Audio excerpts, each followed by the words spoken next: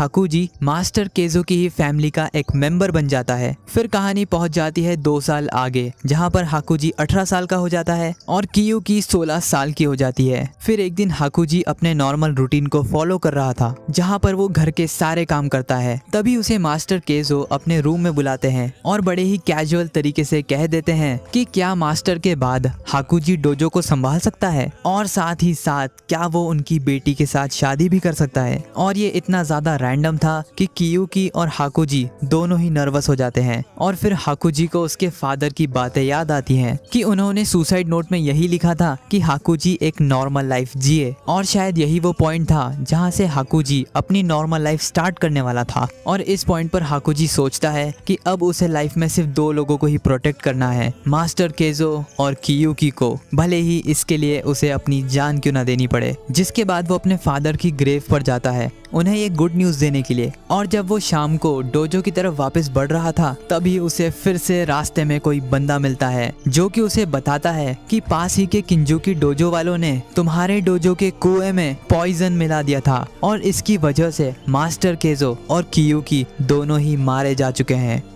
कियुकी और master KJo की bodies को देखकर हाकुजी सोचता है कि वो कभी भी अपने लव्ड वंस को प्रोटेक्ट नहीं कर पाता। फिर हाकुजी को याद आता है कि कैसे वो इसी साल पहली बार कियुकी के साथ ब्रिज पर फायरवर्क्स देखने गया था, जहां पर कियुकी उसे याद दिलाती है एक ऐसी चीज के बारे में जिस बारे में हाकुजी भले ही भूल गया था, लेकिन कियुकी उसे कभी भूल नहीं सकती। जब वो दोनों ही बच्चे थे और कियुकी ने हाकुजी को बताया था फायरवर्क्स देखने की